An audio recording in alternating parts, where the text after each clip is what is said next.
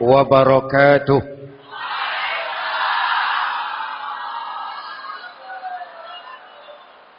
Alhamdulillahi rabbil alamin, wassalatu wassalamu ala asyrafil mursalin, Sayyidina wa maulana Muhammadin wa ala alihi wa sahbihi ajmain, amma ba'du. Saudara-saudara kaum muslimin yang berbahagia, hadirin, kesempatan malam ini saya ingin cerita akhirat saja. Sudah pernah ke akhirat belum? Mau? Kalau mau saya daftar, besok berangkat. Salah satu rukun iman yang 6, percaya kepada adanya akhirat.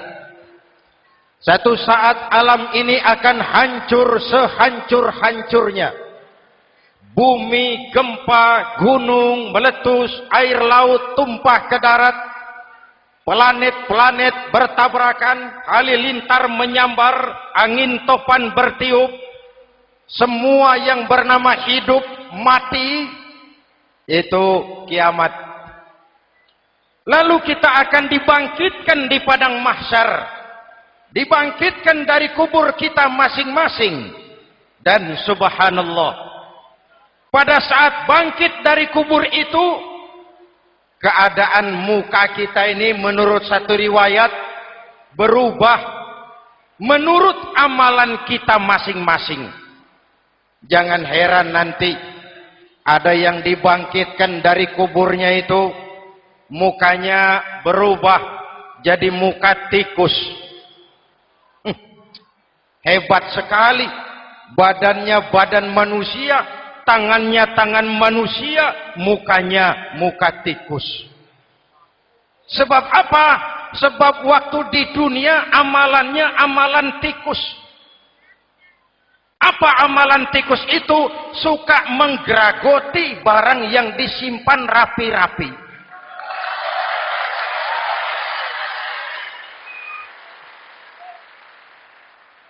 Itu nanti koruptor-koruptor yang menggeragoti uang rakyat, itu nanti bangkit mukanya muka tikus. Saudara lihat, oh ini yang geragoti uang rakyat mukanya muka tikus. Ada lagi yang bangkit dari kubur, mukanya itu berubah jadi muka harimau. Kenapa? Waktu di dunia amalannya amalan harimau. Apa harimau itu? Mau menang sendiri, keras kepala, kupeh. Di mana ada hutan, rajanya pasti harimau. Padahal hutan belum pernah bikin pemilihan umum. Betul? Tapi harimau tidak peduli ada pemilihan umum atau tidak, saya raja hutan. Setelah naik jadi raja di hutan, harimau bukan melindungi rakyatnya, malah makanin rakyatnya.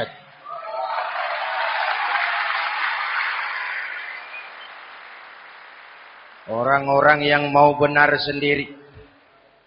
Ada lagi yang bangkit dari kubur, gagah, mukanya muka ketek.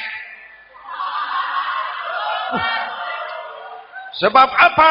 Waktu di dunia amalannya amalan ketek. Apa ketek itu?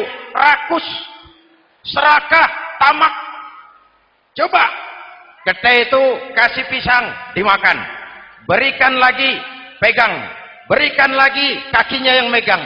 Temannya diberikan, masih dirampas juga. Ketek.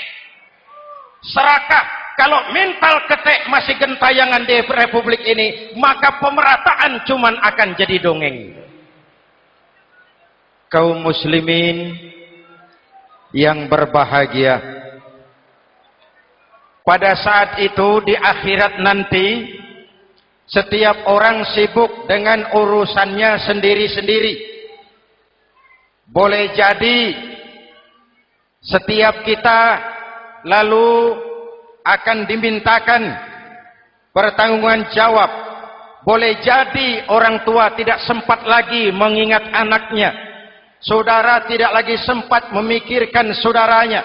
Tiap orang akan dimintakan pertanggungan jawab. Dalam kondisi seperti itu, Rasulullah mengajarkan sab'atun yudhilluhumullahu yawma la dhilla illa zilluh. Ada 7 golongan manusia yang di akhirat nanti akan langsung mendapat perlindungan dari Allah Subhanahu wa taala. Orang lain sibuk, dia tenang. Orang lain resah dan gelisah, dia ayem. Kenapa? Mendapat perlindungan dari Allah. Sebab ketika di dunia ia memberikan perlindungan kepada orang banyak. Siapa mereka? Mudah-mudahan kita termasuk salah satu di dalamnya. Mencari perlindungan Allah lebih-lebih dalam situasi sekarang ini. Pertama, imamun adil. Yang akan mendapat perlindungan langsung dari Allah adalah pemimpin yang adil. Sebab apa? Pemimpin yang adil melindungi banyak rakyat, maka pantas di akhirat dilindungi oleh Allah Subhanahu. Kita ini kan zon politikan. Kita ini makhluk yang tidak mungkin hidup sendiri-sendiri.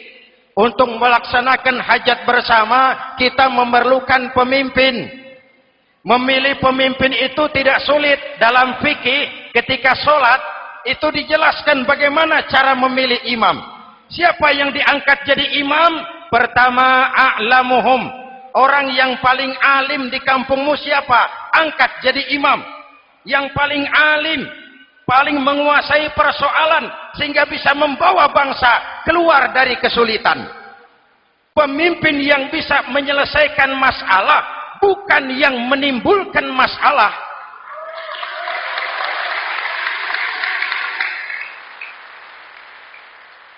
Apalagi kalau pemimpinnya jadi masalah, bagian dari masalah. Ini namanya pengurus jadi urusan. A'lamuhum. Pak, di kampung saya ada 2 orang, alimnya sama. Yang mana yang jadi imam? Afsahuhum, yang lebih fasih lidahnya, yang paling pandai menyuarakan aspirasi rakyatnya, punya sense of crisis. Yang satu alim tapi pelo. Yang satu alim tidak pelo, yang tidak pelo jadi imam. Kenapa? Tidak sah orang fasih bermakmum kepada imam pelo. Pak, ini imam pelo, makmum pelo semua. Sah. Namanya kampung pelo. Aduh Pak, ini 2 orang alimnya sama, fasihnya sama. Yang mana yang jadi imam? Aktsaruhum sinnan, yang lebih tua umurnya, senioritas baru dihitung. Lahirnya bareng Pak. Yang mana yang jadi imam? Awaluhum hijratan, yang lebih dulu tinggal di situ, yang punya semangat nasionalisme yang tinggi, yang cinta kepada bangsa dan rakyatnya. Sudah ada imam, sudah, ayo azan. Apa azan itu? Proklamasi. Salat mau dimulai. Sudah azan? Sudah. Qobliyah 2 rakaat. Qobliyah. Apa qobliyah itu? Dulu ada namanya Panitia Persiapan Kemerdekaan Indonesia. Qobliyah. Sudah qobliyah? Sudah. Luruskan shaf. Atur barisan yang lurus. Rapatkan barisan. Apa ini? Bentuk pemerintahan yang kompak, bersih, berwibawa. Jangan sesama elit saling tawuran.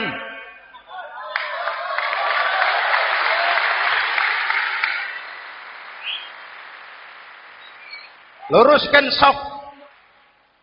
Lalu shaf yang terdepan hendaknya diisi orang yang sedikit alim. Tidak perlu alim betul, sedikit alim. Maksudnya apa? Kalau imam keliru dia bisa tegur. Kalau imam salah dia bisa tegur.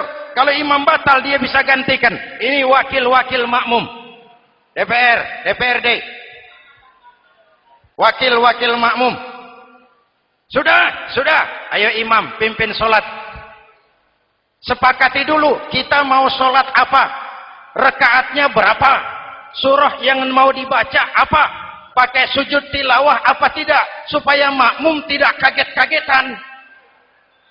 Rakyat harus dikasih tahu pemimpinnya mau kemana. Visinya apa? Supaya makmum ikutnya ikhlas. Jelas? Hadirin yang saya hormati, kita memerlukan pemimpin yang adil, yang menaungi rakyatnya, sehingga dengan demikian nanti mereka akan dinaungi langsung oleh Allah Subhanahu. Mudah-mudahan Allah memberikan kepada kita rakyat dan bangsa Indonesia ini pemimpin yang adil. Saya yakin perjalanan waktu akan mengantarkan kita di mana orang-orang akan terbuka topengnya sehingga akan jelas mana pembela rakyat, mana penyengsara rakyat.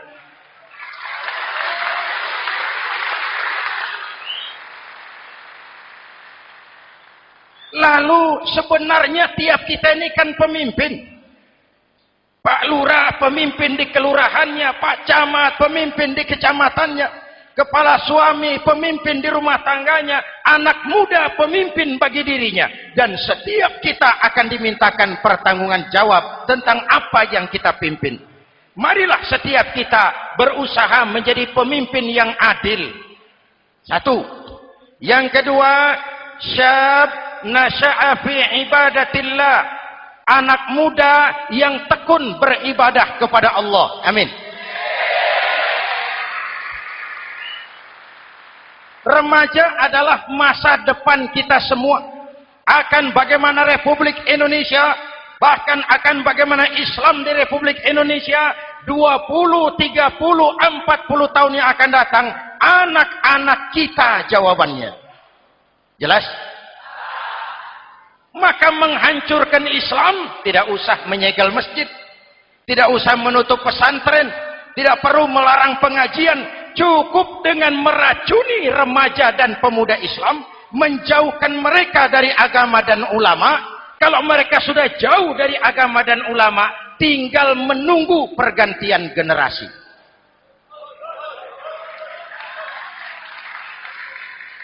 Maaf, kalau yang sudah 60 tahun ke atas, itu saya anggap angkatan selamat. Generasi tanda seru. Insya Allah mantap akidahnya, tidak goyah imannya. Tapi yang 30 tahun ke bawah, adik-adik saya ini, the next generation. Kalian yang jadi pilot project. Remaja-remaja Islam, kalau mau jadi remaja dan pemuda modern, jangan dekat-dekat ke masjid kuno. Masjid khusus 70 tahun ke atas. Baca Quran kampungan. Ngaji urusan akhirat. Seiring dengan itu, modernisasi diartikan dengan westernisasi. Kau tidak bisa jadi pemuda modern kalau semua yang datang dari barat belum kau telan mentah-mentah. Kau harus bisa bergaul seperti orang barat, berpakaian seperti orang barat, berumah tangga seperti orang barat, makan minum seperti orang barat.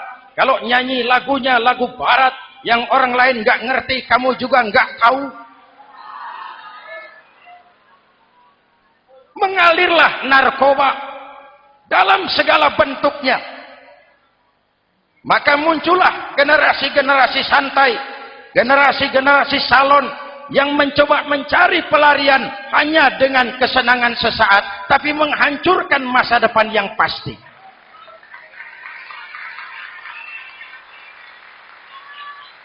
Maka mengalirlah free love, free sex, Samenleben, hidup bersama di luar nikah alias kumpul.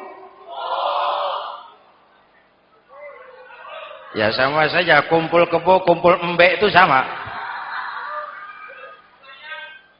Hadirin yang saya hormati, kalau sudah hancur tinggal menunggu pergantian generasi. Oleh karena itu, adik-adik saya, para remaja, para pemuda, kalian harapan kami semua. Di pundak kalian kami pertaruhkan hari depan bangsa dan negara ini. Hidup cuma putaran menunggu giliran. Ada saat datang, ada waktu pergi, ada hari lahir, ada saat kembali, ada hari dilantik, ada saat untuk menyerahkan jabatan. Hidup cuma sekadar menunggu giliran. Karena itu kepada kalian saya ingatkan satu ucapan orang bijak. Hai anak muda, berpikirlah kau di waktu pagi, bekerjalah di waktu siang, makanlah di waktu sore, dan tidurlah di waktu malam. Berpikir di waktu pagi, belajar mumpung masih muda. Bekerjalah di waktu siang, amalkan ilmu itu setelah dewasa. Makanlah di waktu sore, hari tua tinggal menikmati hasilnya. Tidurlah di waktu malam, matilah dengan tenang. Kalau pagi kau tidak berpikir, nanti siang kau tidak akan bisa bekerja. Kalau siang tidak kerja, nanti sore mau makan apa? Kalau sore tidak makan, alamat malam enggak bisa tidur.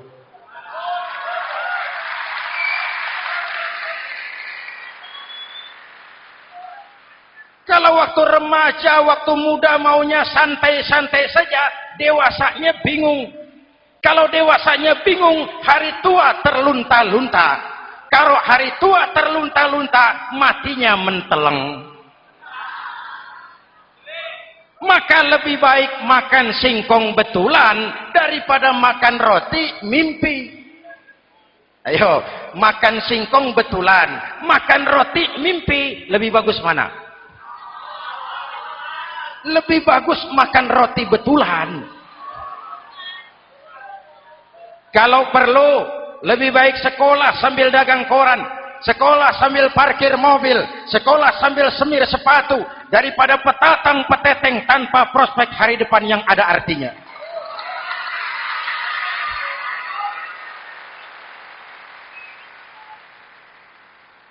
Inilah golongan kedua yang nanti akan langsung mendapat perlindungan dari Allah. Anak muda yang tekun ibadah. Kalau orang tua tekun ibadah, pantas.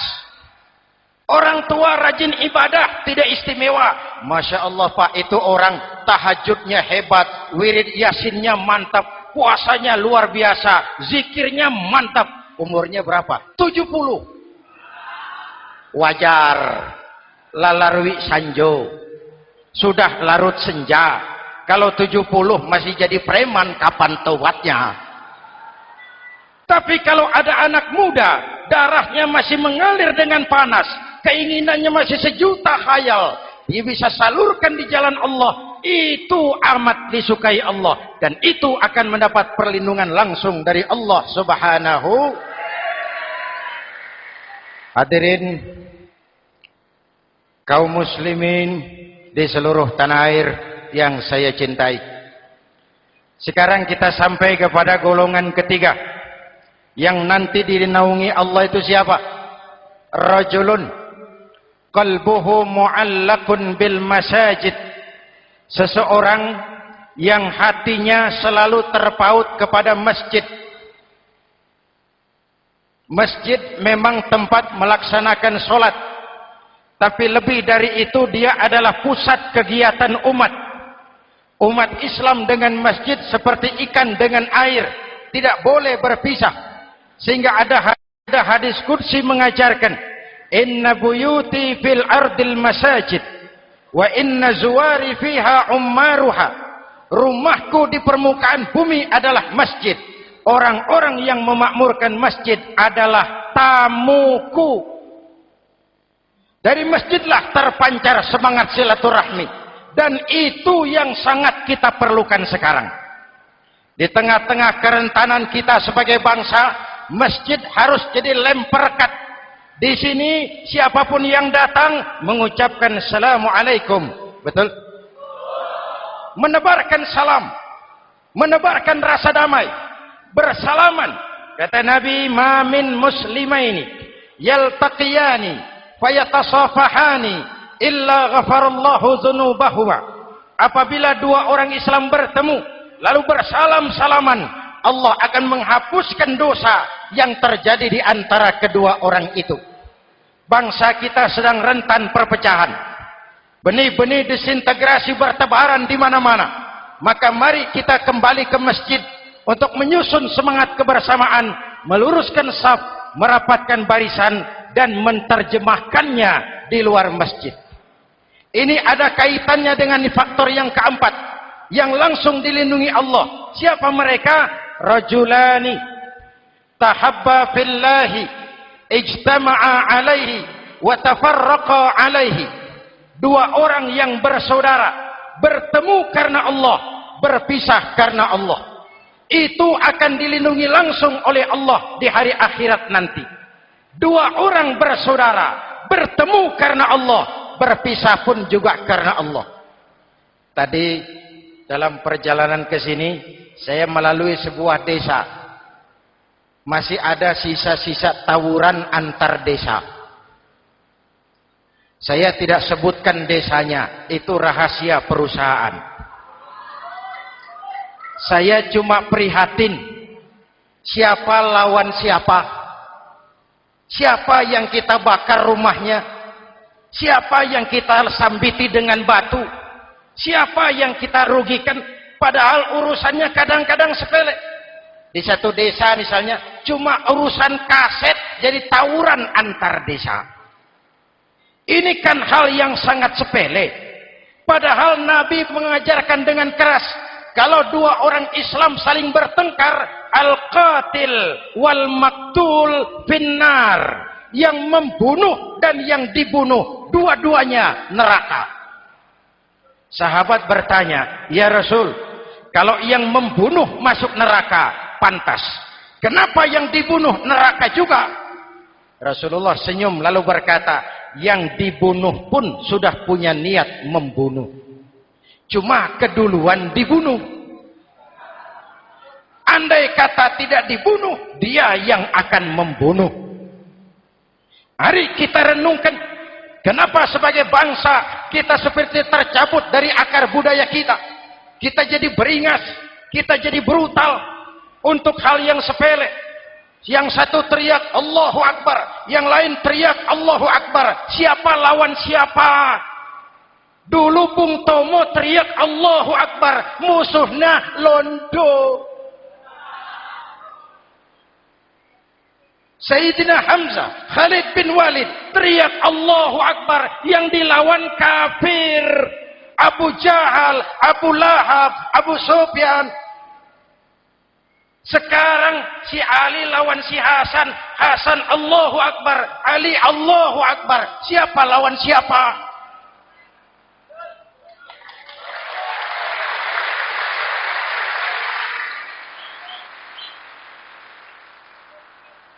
Kenapa kita jadi begitu mudah menggunakan nama Tuhan untuk melampiaskan ambisi pribadi?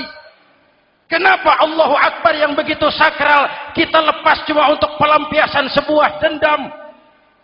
Dua orang yang bersaudara, bertemu karena Allah, berpisah karena Allah. Itu ukurannya. Kau di jalan Allah, kau saudaraku. Keluar dari jalan Allah, selesai persaudaraan sampai di sini.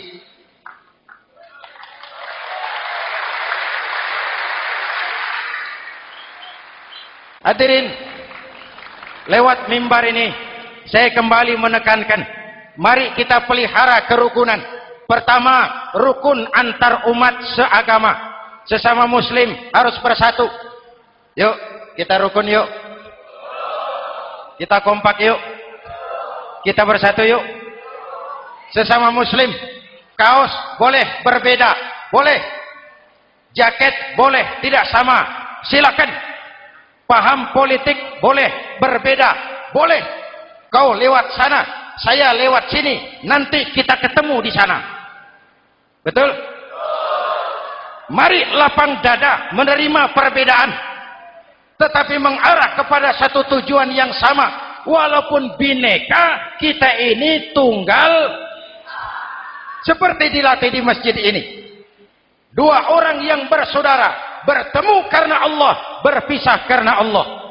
Hati-hati, di masyarakat sekarang ini kan lebih banyak tukang kompor daripada tukang lem. Tahu tukang kompor? Hangati sana, panasi sini, bakar sana, sulut sini. Terbakar kita, dia lari tepuk tangan. Sudah capek kita rakyat diobok-obok. Udah capek kita rakyat dialamatkan, dijadikan address. Semua kalau pidato demi rakyat, untuk rakyat, buat rakyat, padahal nggak pernah kenal sama rakyat. Kita cuma jadi alamat. Mari kita kokohkan akar kebersamaan. Kita sama-sama anak Ibu Pertiwi. Di negeri ini kita dilahirkan. Air negeri ini yang kita minum, udara negeri ini yang kita hirup. Kalian remaja, kalian pemuda lebih bertanggung jawab karena kalian anak Ibu Pertiwi. Hadirin yang saya hormati, maka tetaplah jaga semangat kebersamaan.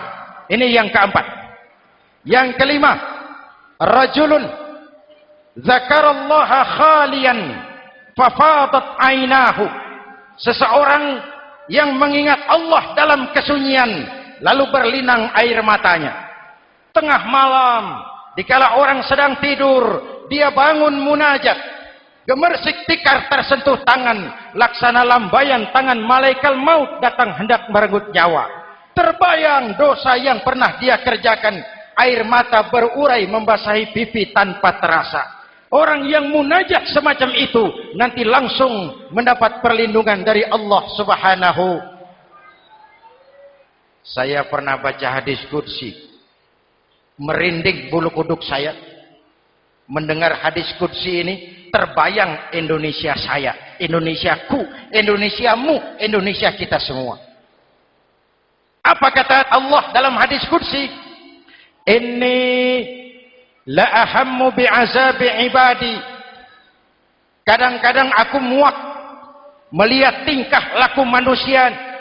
Aku kepengen turunkan azab. Kalau azab turun di bumi, kita sudah merasakan banjir di mana-mana.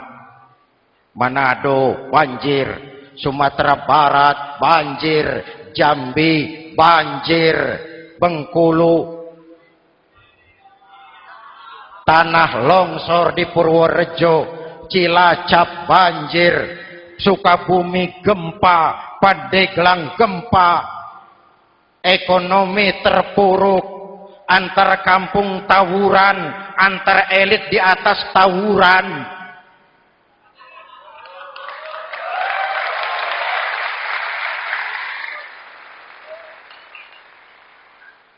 Hutang numpuk. 40% APBN kita ini sekarang cuma untuk bayar hutang. Itu pun dengan asumsi dolar 7.000, 9.000, artinya sekitar 50% APBN kita untuk bayar hutang. Untungnya sekarang ini yang agak menolong, harga minyak membaik di pasaran internasional. Hadirin yang saya hormati, ini lagi ngomong apa saya sih? Aku pengen turunkan azab, tetapi kata Allah, ketika aku melihat orang-orang tua yang sujud di keheningan malam, bayi-bayi tanpa dosa masih menyujud. Ada hadis qudsi mengajarkan, inna buyuti fil ardil masajid wa inna zuwari fiha ummaruha. Rumahku di permukaan bumi adalah masjid. Orang-orang yang memakmurkan masjid adalah tamuku. Dari masjidlah terpancar semangat silaturahmi, dan itu yang sangat kita perlukan sekarang. Di tengah-tengah kerentanan kita sebagai bangsa, masjid harus jadi lem perekat. Di sini siapapun yang datang mengucapkan assalamualaikum, betul? Menebarkan salam, menebarkan rasa damai, bersalaman. Kata Nabi, ma min muslimaini yaltaqiyani fayatasafahani illa ghafarallahu dzunubahuma. Apabila dua orang Islam bertemu lalu bersalam-salaman, Allah akan menghapuskan dosa yang terjadi di antara kedua orang itu. Bangsa kita sedang rentan perpecahan. Benih-benih disintegrasi bertebaran di mana-mana. Maka mari kita kembali ke masjid untuk menyusun semangat kebersamaan, meluruskan saf, merapatkan barisan, dan menerjemahkannya di luar masjid.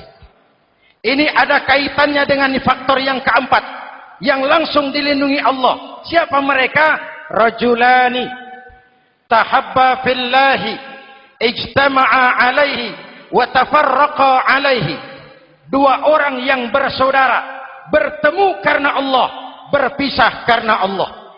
Itu akan dilindungi langsung oleh Allah di hari akhirat nanti. Dua orang bersaudara, bertemu karena Allah, berpisah pun juga karena Allah. Tadi dalam perjalanan ke sini saya melalui sebuah desa. Masih ada sisa-sisa tawuran antar desa. Saya tidak sebutkan desanya, itu rahasia perusahaan. Saya cuma prihatin siapa lawan siapa. Siapa yang kita bakar rumahnya? Siapa yang kita sambiti dengan batu? Siapa yang kita rugikan? Padahal urusannya kadang-kadang sepele. Di satu desa misalnya cuma urusan kaset jadi tawuran antar desa. Ini kan hal yang sangat sepele. Padahal Nabi mengajarkan dengan keras, kalau dua orang Islam saling bertengkar, al-qatil wal maktul finnar, yang membunuh dan yang dibunuh dua-duanya neraka. Sahabat bertanya, ya Rasul, kalau yang membunuh masuk neraka pantas, kenapa yang dibunuh neraka juga? Rasulullah senyum lalu berkata, yang dibunuh pun sudah punya niat membunuh, cuma keduluan dibunuh. Andai kata tidak dibunuh, dia yang akan membunuh. Mari kita renungkan, kenapa sebagai bangsa kita seperti tercabut dari akar budaya kita. Kita jadi beringas, kita jadi brutal untuk hal yang sepele. Yang satu teriak Allahu Akbar, yang lain teriak Allahu Akbar. Siapa lawan siapa? Dulu Bung Tomo teriak Allahu Akbar, musuhnya londo. Sayyidina Hamzah, Khalid bin Walid teriak Allahu Akbar, yang dilawan kafir. Abu Jahal, Abu Lahab, Abu Sufyan. Sekarang si Ali lawan si Hasan, Hasan Allahu Akbar, Ali Allahu Akbar. Siapa lawan siapa?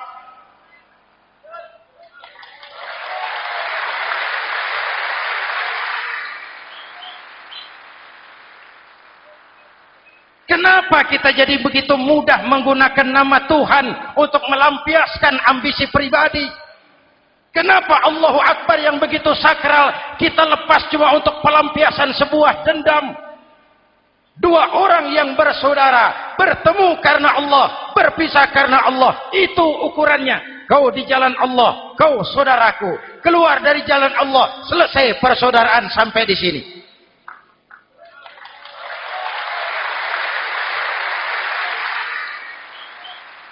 Hadirin, lewat mimbar ini saya kembali menekankan, mari kita pelihara kerukunan. Pertama, rukun antar umat seagama. Sesama muslim harus bersatu. Yuk, kita rukun yuk. Kita kompak yuk. Kita bersatu yuk. Sesama muslim, kaos boleh berbeda, boleh. Jaket boleh tidak sama, silakan. Paham politik boleh berbeda, boleh. Kau lewat sana, saya lewat sini, nanti kita ketemu di sana. Betul? Mari lapang dada menerima perbedaan, tetapi mengarah kepada satu tujuan yang sama. Walaupun bineka, kita ini tunggal. Seperti dilatih di masjid ini. Dua orang yang bersaudara, bertemu karena Allah, berpisah karena Allah. Hati-hati, di masyarakat sekarang ini kan lebih banyak tukang kompor daripada tukang lem. Tahu tukang kompor? Hangati sana, panasi sini, bakar sana, sulut sini. Terbakar kita, dia lari tepuk tangan.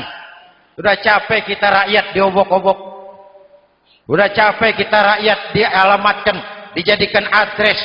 Semua kalau pidato demi rakyat, untuk rakyat, buat rakyat, padahal nggak pernah kenal sama rakyat. kita cuma jadi alamat.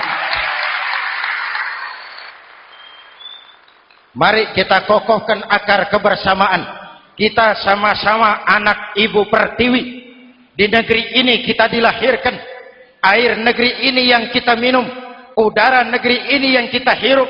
Kalian remaja, kalian pemuda, lebih bertanggung jawab karena kalian anak Ibu Pertiwi. Hadirin yang saya hormati, maka tetaplah jaga semangat kebersamaan. Ini yang keempat. Yang kelima, rajulun zakarallaha khalian fafadat ainahu. Seseorang yang mengingat Allah dalam kesunyian lalu berlinang air matanya. Tengah malam, dikala orang sedang tidur, dia bangun munajat. Gemersik tikar tersentuh tangan, laksana lambaian tangan malaikat maut datang hendak merenggut nyawa. Terbayang dosa yang pernah dia kerjakan, air mata berurai membasahi pipi tanpa terasa. Orang yang munajat semacam itu nanti langsung mendapat perlindungan dari Allah Subhanahu. Saya pernah baca hadis qudsi, merinding bulu kuduk saya mendengar hadis qudsi ini.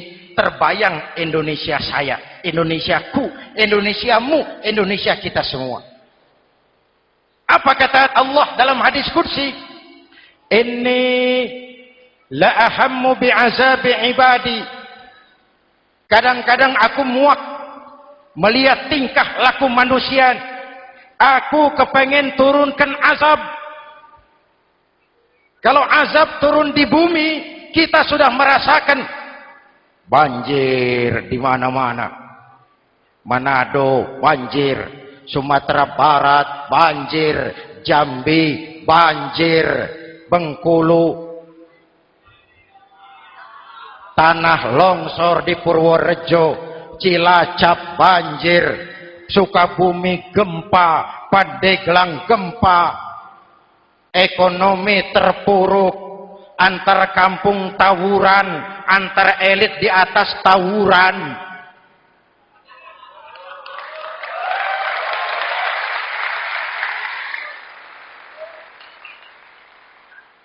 Hutang numpuk. 40% APBN kita ini sekarang cuma untuk bayar hutang. Itu pun dengan asumsi dolar 7.000, 9.000, artinya sekitar 50% APBN kita untuk bayar hutang. Untungnya sekarang ini yang agak menolong, harga minyak membaik di pasaran internasional. Hadirin yang saya hormati, ini lagi ngomong apa saya sih? Aku pengen turunkan azab, tetapi kata Allah, ketika aku melihat orang-orang tua yang sujud di keheningan malam, bayi-bayi tanpa dosa masih menyusu, binatang ternak melata mencari makan, murkaku surut, azab aku tarik kembali. Ayo renungkan hadis ini. Allah mau marah nggak jadi, azab ditarik, kesulitan diangkat, pertolongan datang, ada yang meredam murka Allah. Allah mau marah nggak jadi. Kenapa? Orang-orang tua yang tengah malam sujud sambil berlinang air mata, itu yang meredam murka Allah. Yang ikhlas menangis kepada Allah, bukan menangis berdasarkan pesanan. Ini kan sekarang apa yang nggak bisa dipesan? Istighosah pesanan, demo pesanan, 10.000 berangkat. Ngerti apa enggak urusan soal lain.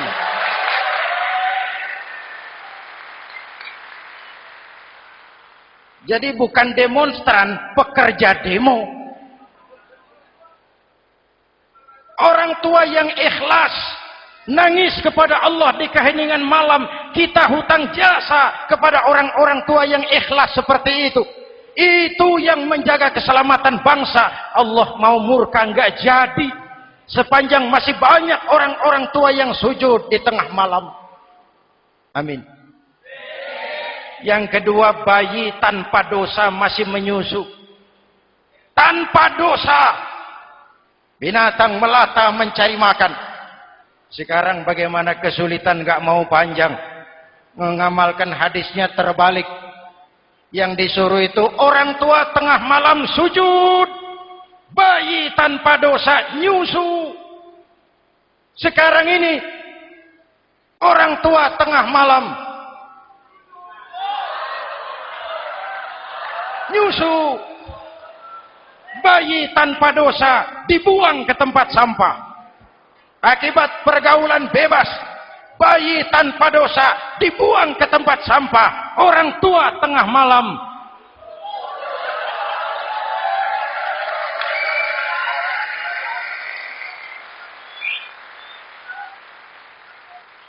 hadirin. Yang keenam, rajulun da'athum ra'atun zatu mansibin wa jamalin ila nafsiha faqala inni akhafu Allah rabbal alamin. Orang yang bermoral dibujuk rayu oleh perempuan cantik, lalu dia berkata, maaf, saya takut kepada Allah. Orang bermoral yang merasakan kehadiran Allah dekat dalam hidup. Umpama waktu puasa, saudara sholat zuhur. Sebelum sholat saudara berwudu. Ketika berkemur saudara korupsi. Sedikit airnya saudara minum. Jangankan polisi, teman wudu sebelah pun tidak tahu kalau waktu berkemur saudara korupsi. Kenapa kita tidak mau melakukan? Ada rasa malu kepada Allah. Ini yang perlu kita tumbuh kembangkan. Rasa malu kepada Allah subhanahu wa ta'ala. Yang ketujuh, rajulun tasaddaqa bi sadaqatin fa akhfaha. Orang yang bersedekah lalu disembunyikan sehingga tangan kiri tidak tahu apa yang diberikan oleh tangan kanan. Orang yang punya kepedulian tinggi tetapi ikhlas menolong yatim, membantu sesama dalam rangka menegakkan masyarakat yang adil dan makmur. Mari kita mohon kepada Allah, semoga kita semua senantiasa dalam perlindungannya di dunia ini dan lebih-lebih di akhirat nanti. Al-Fatihah. A'udzubillahi Siratal ladzina an'amta 'alaihim ghairil maghdubi 'alaihim waladdallin. Amin. Bismillahirrahmanirrahim. Alhamdulillahi rabbil alamin. Allahumma shalli ala Muhammad wa ala alihi wa sahbihi ajma'in. Rabbana taqabbal minna salatana wa siyamana wa qiyamana wa takhashu'ana wa ta'abbudana wa tammim taqsirana ya arhamar rahimin. Allahumma ja'alna minas su'ada'il maqbulin wa la taj'alna minal ashqiya'il mardudin. Rabbana zalamna anfusana wa illam taghfir lana wa tarhamna lanakunanna minal khasirin. Afdalu ma qultuhu ana wan nabiyyuna min qabli la ilaha illallah.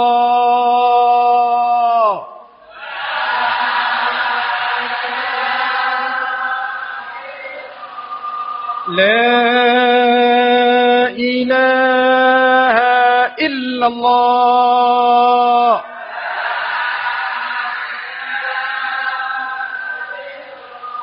Muhammadur Rasulullah.